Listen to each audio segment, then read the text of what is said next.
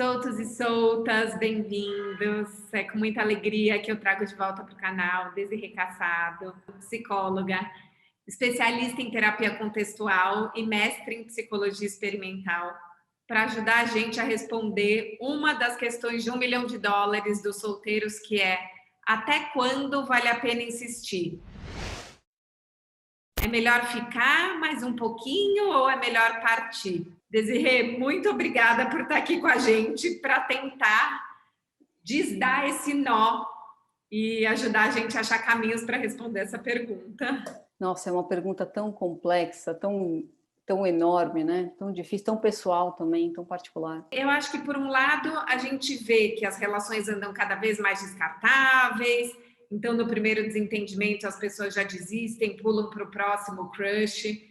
Mas, por outro lado, por muitas vezes a pessoa já deu sinais claros de que quer uma coisa diferente do que a gente, ou a relação que um dia foi boa já está muito desgastada, é machucada, e mesmo assim a gente segue tentando, e às vezes aquilo só machuca mais a gente. Uma hora a gente nem entende muito por quê, que a gente ainda está tentando. Você acha que na maior parte das vezes a gente passa do ponto tentando remendar ou tentando manter uma relação que não está funcionando, onde claramente a pessoa quer uma coisa diferente do que a gente? E por que que a gente passa desse ponto? Eu não sei se muitas pessoas passam do ponto, mas eu sei que às vezes a gente passa do ponto por alguns motivos.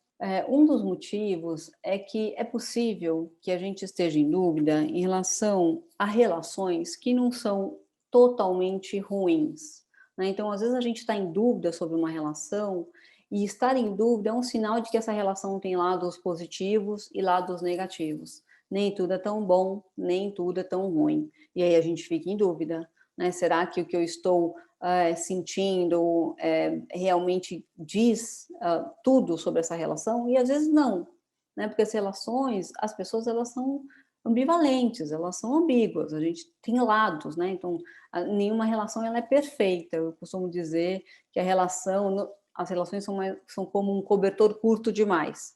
Ora a gente puxa de um lado, vocês querem esquentar o braço, esfria a perna, quer esquentar a perna, esfria o braço. Então, talvez muito da nossa dificuldade em definir qual é o nosso limite vem primeiro desse aspecto de que as relações elas são ambivalentes, elas são ambíguas, né? Elas não têm, elas não, quando a relação é muito ruim, muito perversa, é mais fácil a gente sair desse relacionamento, né? Mas quando a relação está no meio termo, está no mais ou menos, tem lados bons e lados ruins, é mais complicado, né? Acho que é mais difícil. Também sinto que a gente fica muito preso, talvez a gente fica mais inspirado a sair de uma relação, porque nós ficamos bastante presos a um ideal de relacionamento.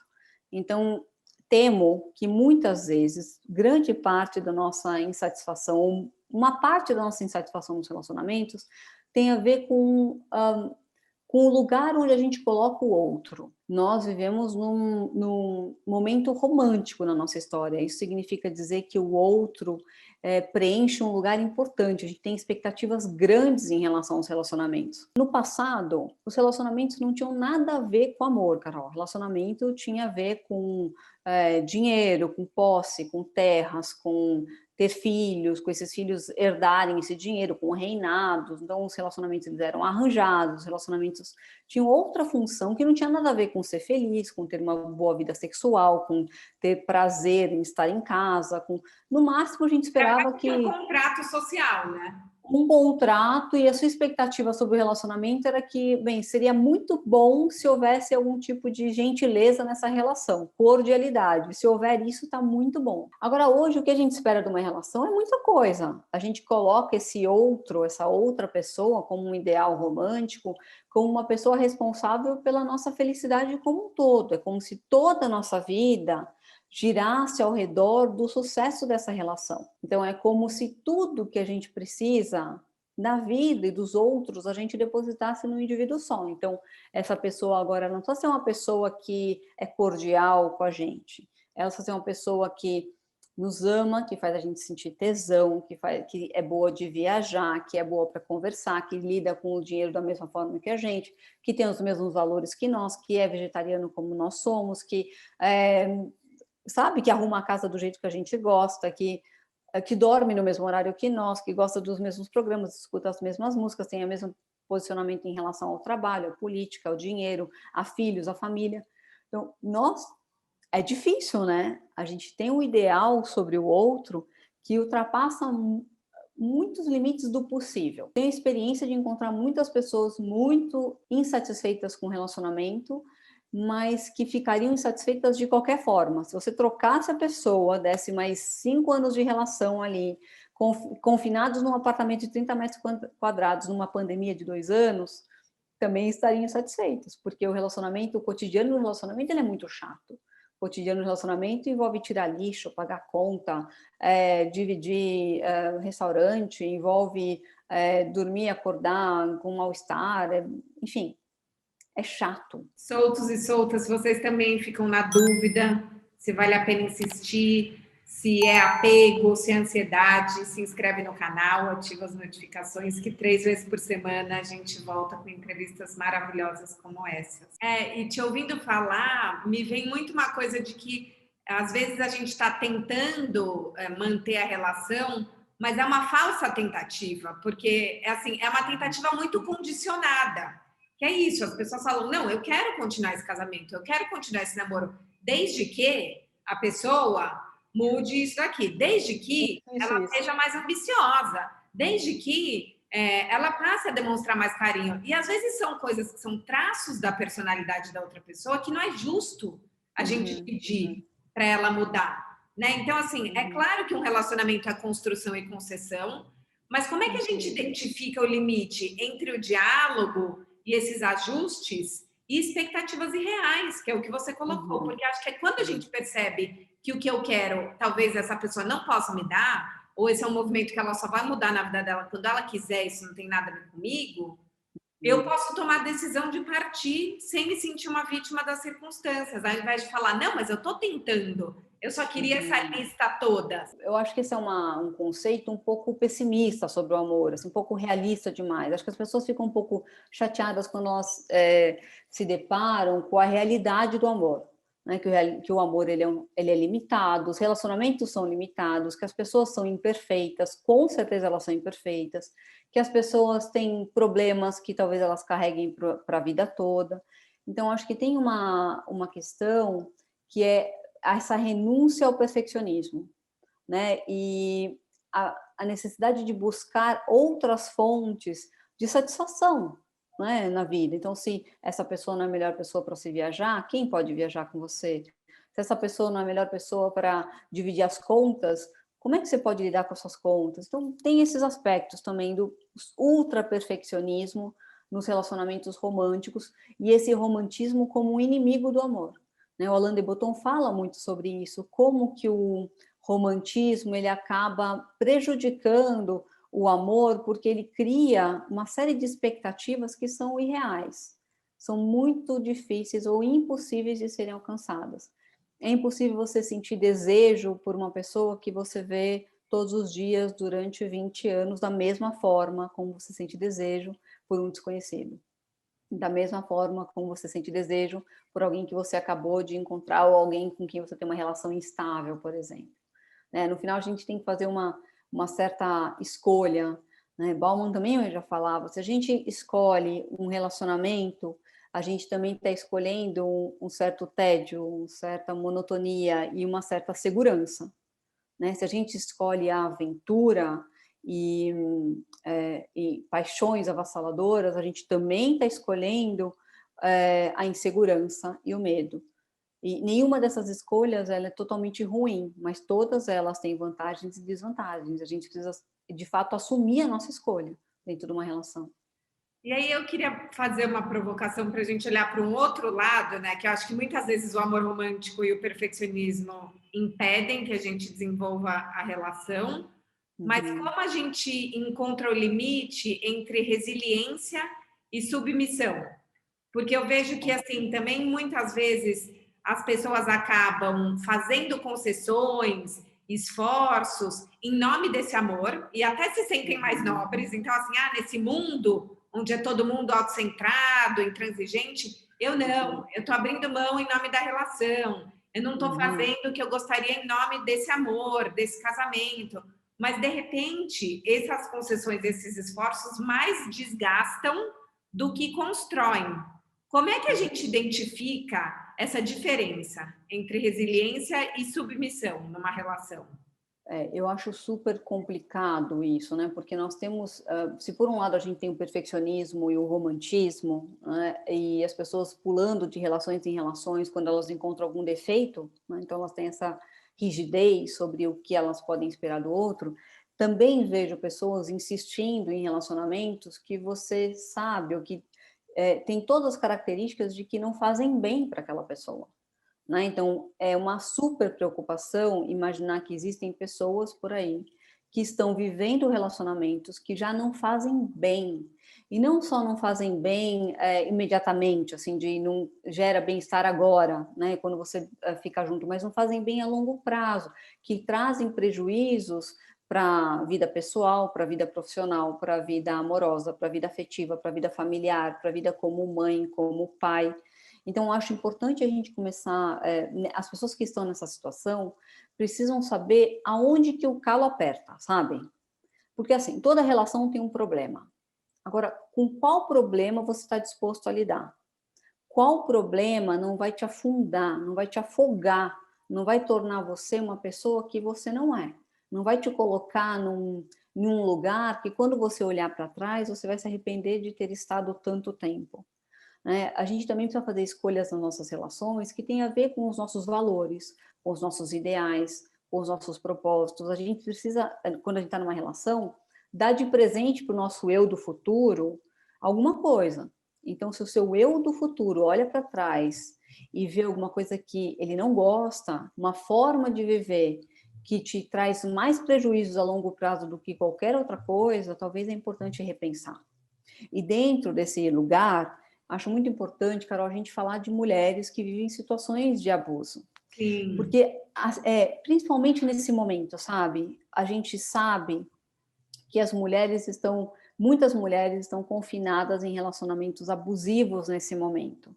Ou que estão voltando para relacionamentos que não são tão bons porque elas não têm outra saída agora. A gente está no meio de uma pandemia, não tem muita solução. Sim. Né? Então, a gente viu o aumento do caso de feminicídio, a gente tem visto aumento do adoecimento emocional das mulheres, especialmente, porque elas estão mais vulneráveis nesse momento que a gente está vivendo. Então, é importante para essas mulheres perceberem, notarem quando ou em que momento elas estão deixando os limites serem ultrapassados. Porque a agressão dentro de uma relação, ou relacionamentos que são tóxicos, eles não são tóxicos da noite para o dia. Um relacionamento tóxico não começa com tapa.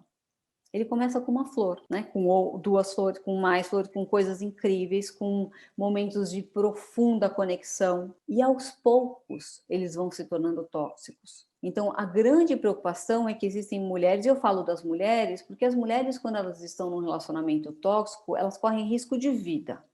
Né? O homem, quando está num relacionamento tóxico, ele corre riscos. Ele vai para terapia, ele tenta sair dessa. Agora, a mulher, quando está num relacionamento tóxico, ela corre riscos de vida. Sim. Então, é muito importante que as mulheres notem sinais sutis de agressividade, de manipulação.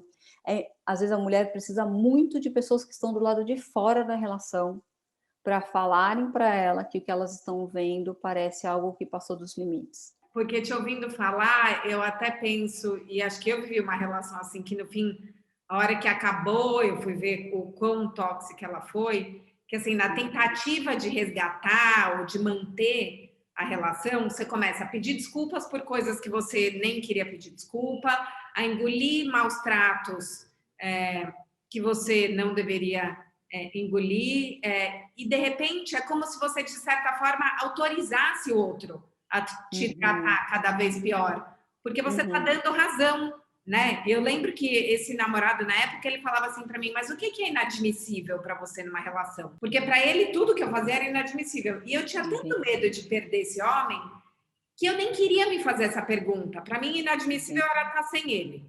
E daí, tudo que ele fazia de ruim para mim, eu ia falando, não, tudo bem, tudo bem. E muitas vezes eu acho que eu era cúmplice, porque era isso. Eu pedia desculpa por uma coisa que eu não tinha que pedir desculpa, que eu não achava que eu estava errada.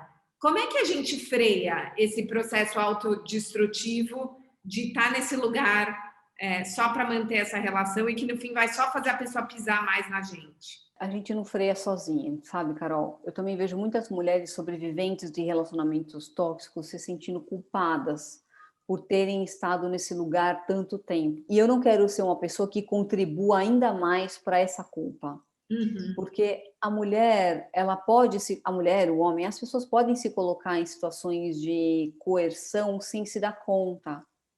Existem pessoas que são muito manipulativas, que são muito coercitivas, que você não nota, que essa é uma manipulação muito sutil, que ela vai acontecendo aos poucos, é como se você fosse aos poucos sendo amarrada numa armadilha da qual você não se dá conta. Então, eu acho que o mais importante é que essa mulher começa a suspeitar que ela está passando do inadmissível, que ela está passando dos limites, ou se as pessoas ao redor começam a contar para ela, olha, amiga, não sei, tá estranho isso, ela precisa procurar ajuda, sabe? Ajuda especializada. Terapia, grupos terapêuticos, canais como esse, se informar. Eu conheço amigas que entenderam que elas estavam vivendo num relacionamento abusivo quando digitaram no Google o que fazer quando meu marido grita comigo. Entende? A gente tem muita dificuldade de enxergar que a gente está num vendaval quando a gente está no meio dele. E tem um outro contexto de relação, onde eu percebo que a gente fica muito na dúvida entre ficar ou partir, que são as relações desencontradas, né?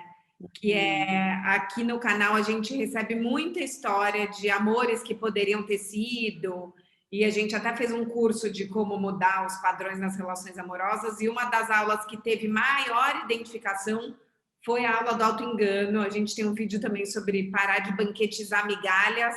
Se vocês não Tá, viram, eu vou colocar o ótimo. card. E o que eu vejo é que muitas vezes a gente entra numa lógica de assim, não, a pessoa está numa fase difícil, está com problema no trabalho, teve um trauma da relação anterior, está com o coração fechado. Uma hora isso vai passar e eu vou esperar.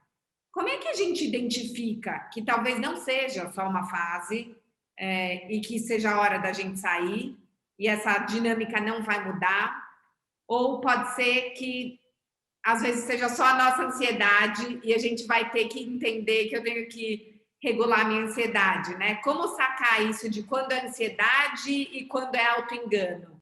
Carol, eu tenho uma tendência a falar que se a outra pessoa não está remando na mesma velocidade que você, e você está remando mais que ela, você já está se propondo uma relação que está desequilibrada neste momento. A relação ela tem etapas, ela tem fases, e quando as pessoas estão em fases diferentes, a gente assume o lugar que a gente ocupa naquilo. Você pode, inclusive, estar num barquinho remando com outra pessoa na direção de ter uma relação e se perceber que você rema muito mais que a outra, mas esteja ciente que você está remando mais que a outra pessoa e que é possível que em algum momento essa pessoa simplesmente pule do barco, né? A gente precisa assumir, se responsabilizar pelas nossas escolhas, inclusive a escolha de remar mais ou menos que a outra pessoa. Agora, uma coisa interessante é se perguntar por que essas escolhas acontecem. Por que a gente escolhe pessoas que não estão remando como a gente? Por que a gente escolhe pessoas que parecem ser super perfeitas, incríveis para nós, que elas só têm um pequeno defeito? Elas não querem estar com a gente.